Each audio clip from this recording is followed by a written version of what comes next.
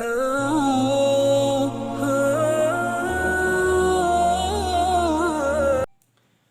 فرض کیا آپ لوگوں نے آئین کی مشق کرنی ہے. اب آئین کے شروع کے اندر آپ حروف تہجی میں سے کوئی لفظ لگا دیں.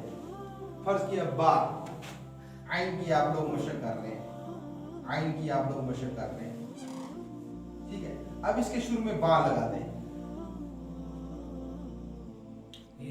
با، با. آئین کے شروع میں تا لگا دیں.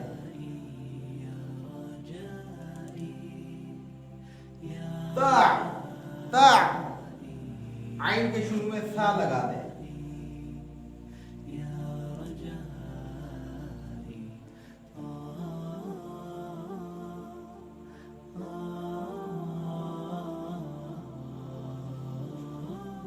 سا، سا. آئین کے شروع میں حمزہ لگا دیں. الف کے اوپر زبر زیر پیش آ جائے وہ حمزہ بن جاتا ہے. آ،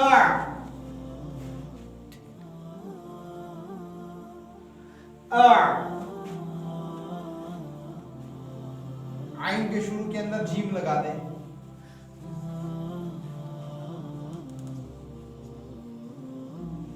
جا، آ، با، تا، سا، جا، آ، نا. جب آپ لوگوں نے کوئی بھی لفظ نکالنا ہے اس کے شروع کے اندر آپ حروف تہجی میں سے کوئی لفظ لگا دیں، وہ آپ کا تلفظ نکلنا شروع ہو جائے. تو اللہ تعالیٰ ہمیں عمل کی توفیق عطا فرمائے، ہمیں صحیح تلفظ کے ساتھ پڑھنے کی توفیق عطا فرمائے. اللہ کے نبی صلی اللہ علیہ وسلم خیرکم من تعلم القرآن وعلمہ، تم میں سب سے بہتر وہ ہے جو قرآن کو سیکھے اور سکھائے. یہ دنیاوی جو تعلیم ہے یہ بھی حاصل کرنی چاہیے، لیکن دنیاوی تعلیم کا تعلق صرف موت تک ہے.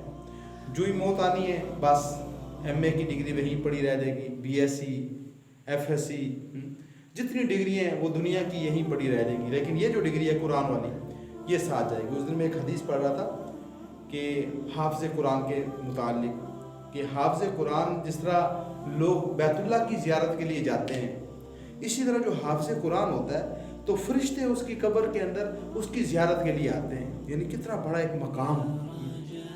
تو اللہ تعالیٰ سے دعا ہے کہ اللہ پاک ہمیں قرآن صحیح سیکھنے کی، صحیح سمجھنے کی اللہ تعالیٰ توفیق عطا فرمائے.